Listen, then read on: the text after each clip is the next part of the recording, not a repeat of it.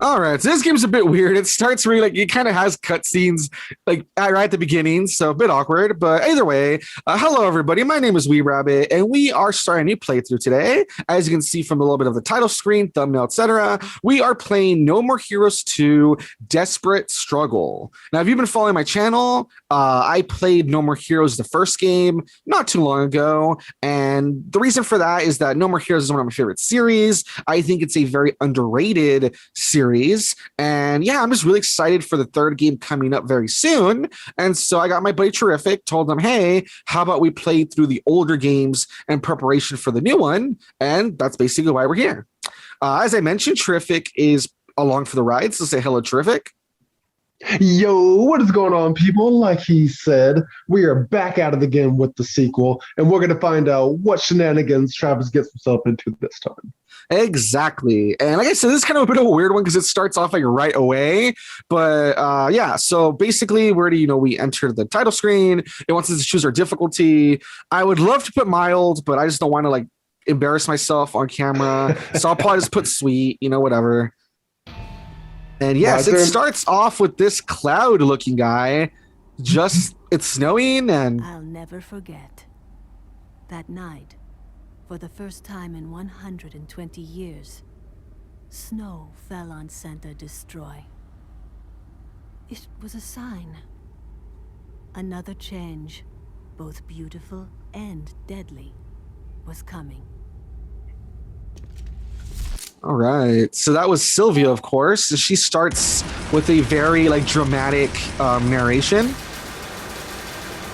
And yeah, this cloud-looking guy, for some reason, he's here in the snow. Center Destroy looks a little bit different if you remember what it looked like before. A lot of skyscrapers everywhere. And I think this part's really fun.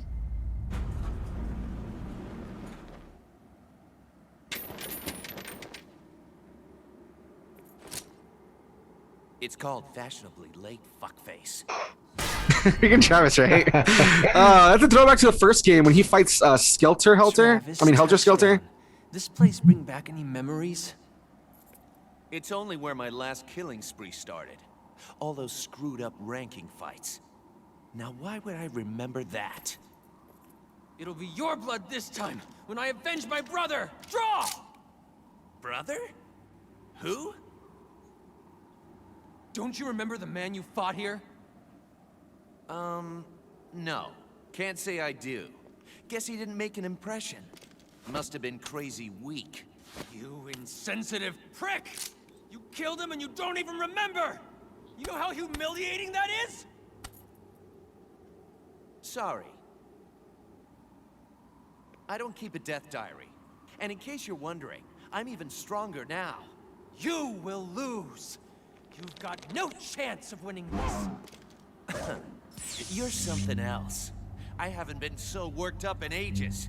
When you see your bro in hell, tell him he's still a douche! You're Travis, man. Travis is such a dick. Anyway, real quick, what I want to say, they'll probably mention it in a moment. I was actually alluding to it. The whole thing with the shroud that gets shot at and then he disappears or whatever, that's an allusion to we see it briefly in a cutscene in No More Heroes 1 when he fights Helter Skelter, which is the guy he fights to even enter the rankings. And yes, this is his brother who calls himself Skelter Helter. Wow, original. Yeah, so it's just the letters or whatever flipped. But yeah, so this is his brother Skelter Helter. And yeah, it's kind of cool because it's telling me all the moves. And yeah, right now I'm not playing with motion controls. I'm playing with a controller. But it replicates a lot of the gameplay from like the first one, which is really cool. So now what I want to know is that I remember how the game ended. How in the heck did Travis get out of that? Oh, that's what you're gonna see. Yeah, don't worry. Okay. Don't talk about all that. All right. Because of those of you who don't know, we're actually playing these games back to back. Like we actually marathoned it. Pretty much. So. No, I mean like we're recording this all in one day. Oh no, we didn't. Shut up. No, we didn't. Shut up. Just like one right after the other. Oh, that would have been hard. That'd be funny. You won't get away with this. Alrighty. These are really weird. Watch. Okay, so this is how the game is framed, right? Very different. So someone pays. They get a key card. And then, yeah, I don't know why they framed it like this. I think the director said he was inspired by some movie because he is really inspired by movies and all sorts of other media.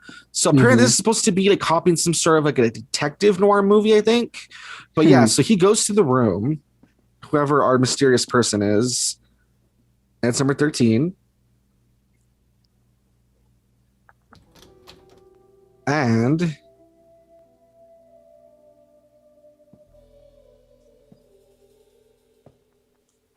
so it's like a weird peep show, as you can see. There's like a two-way glass.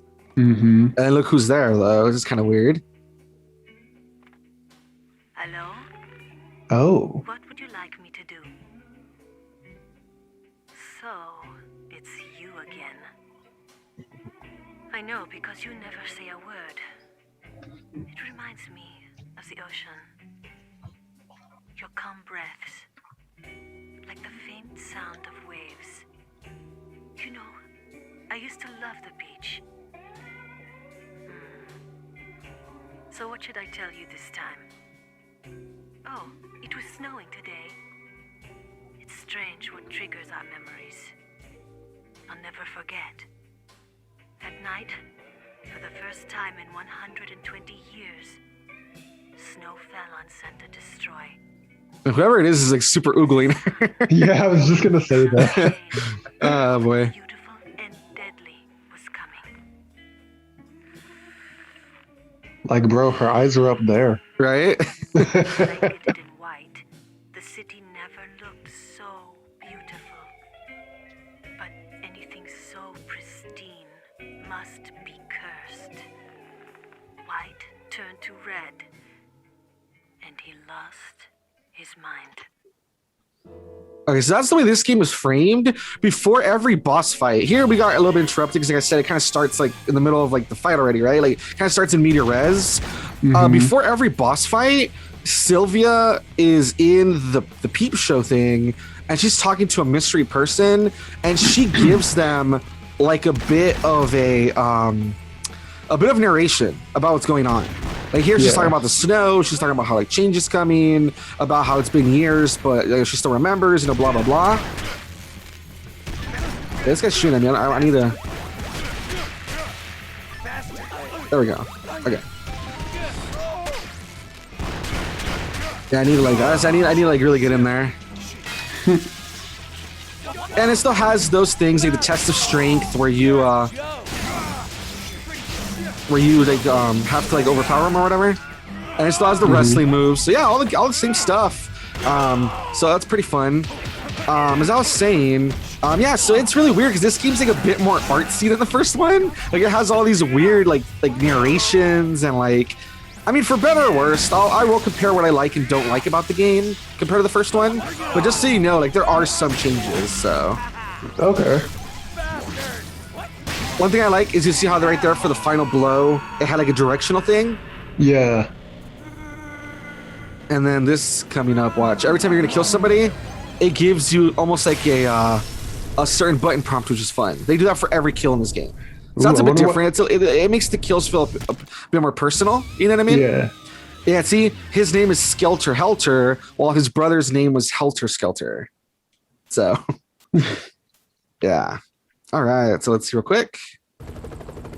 Okay, magnifique.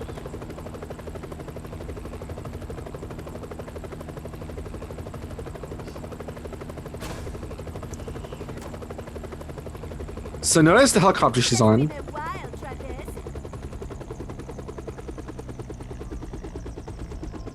So you finally resumed work as an assassin, and still a hygiene-impaired slob, I see. Sylvia? Is that it? You gotta be kidding. I haven't seen you in 3 years and that's the welcome I get?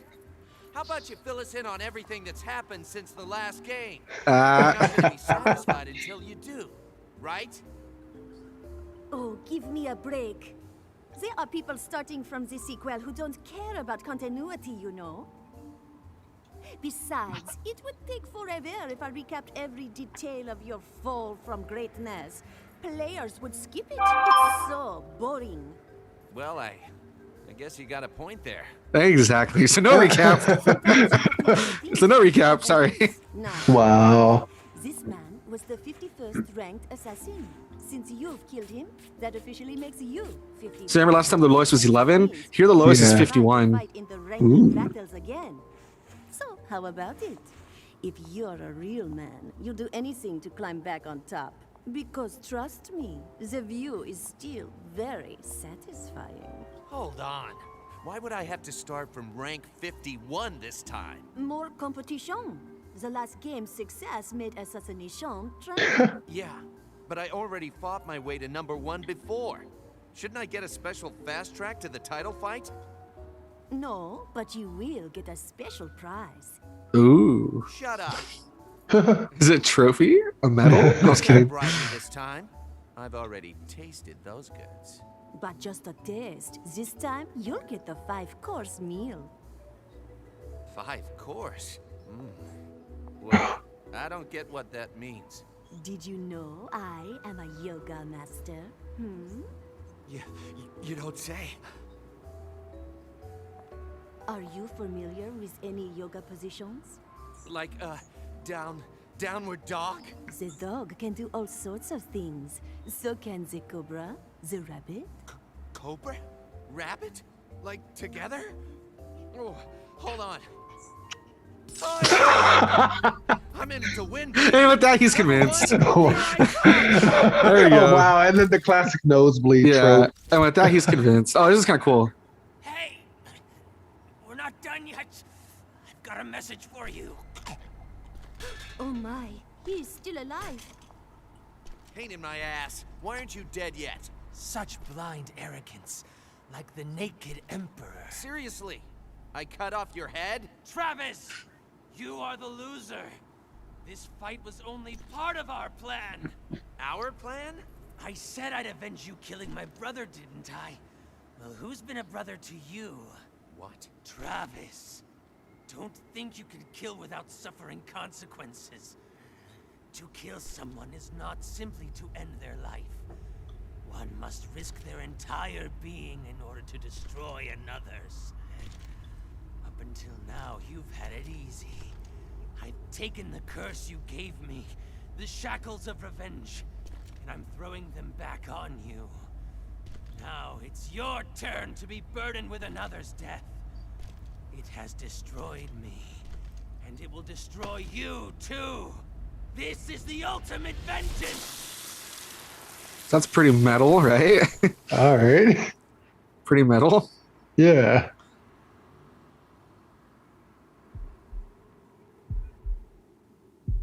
Travis just looks really annoyed though, honestly.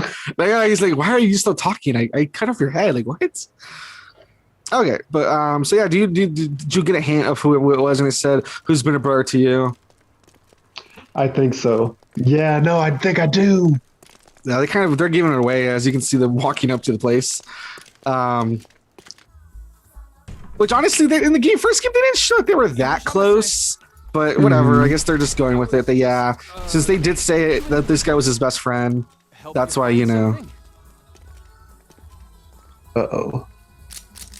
Whoa.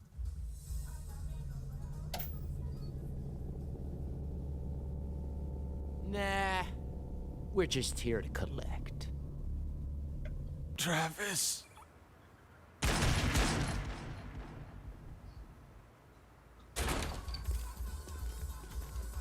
Yeah, so this time someone's out to make Travis suffer.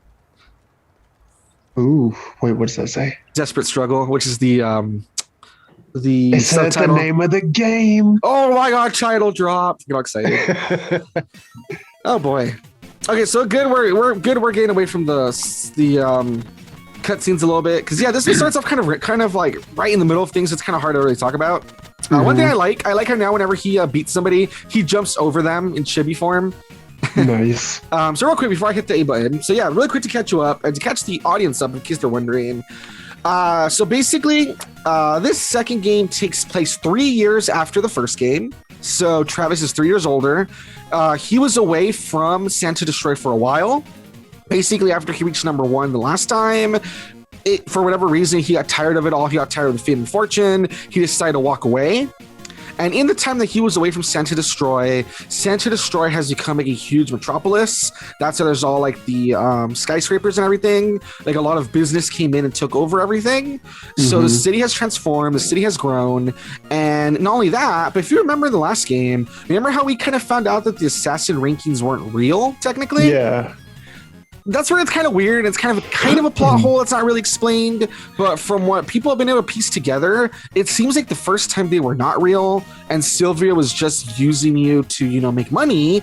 But from what everyone understands, in the time that Travis was away, it became a legitimate thing because people love the killing and like the murder and stuff, and so it became an actual business. And that's why now she has like a copter, and the assassin ranking is bigger now. And you know how she's like, "Oh, you're in 51st place," because it became an actual legit business while he was away. I mean, all right, fair enough. And she saw an opportunity. Huh? I said she saw an opportunity and took it. yeah, because it became like an actual thing. People actually really liked it. And so that's why it's an official business now. And like I said, there are some people from the first game that there's repercussions this time around, where some of the stuff that Travis did in the first game is kind of here to bite him in the ass this time. And so that's why this game's a bit more mature in that sense, where it's more about trying to get revenge and trying to make up for some of the stuff from the first game. In the first game, if you remember, Travis didn't really care about anything. He seemed to not really have a problem killing anybody. Here, you'll kind of see a bit more of character growth, which is interesting. Ooh. I'm all about character growth. Yeah. And as always, though, of course, you have to steal on the toilet, because why not? Yeah, so there we go. Hotel No More Heroes, rank 51st, etc. So awesome. Ah, yes. So he doesn't even wipe. Yeah, that's something from the first game, if you remember. All right, real quick, though. So same as the first game, you see him getting ready. He still has his apartment, although it's even more decked out now. Oh, and then suddenly, though, hold on, what's this?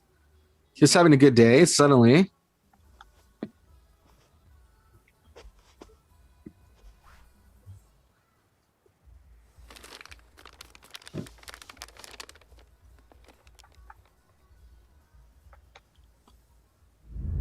Oof.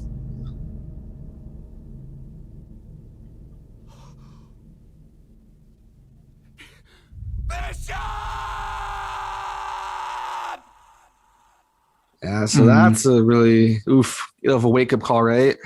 Yeah. Right. She's back to telling the story. The heavenly dust returned to its maker, leaving in its place a blanket of sadness that covered Santa Destroy.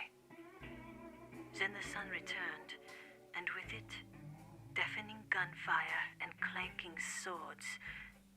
The battles had resumed. Demons disguised as men, running wild in an orgy of ultra-violence, as if to purge their souls of the hatred that blighted them.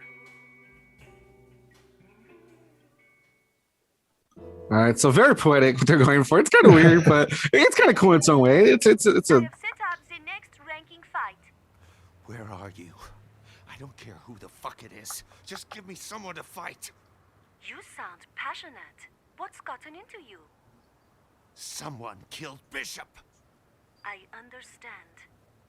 Wait for me at Burger Suplex. Alrighty.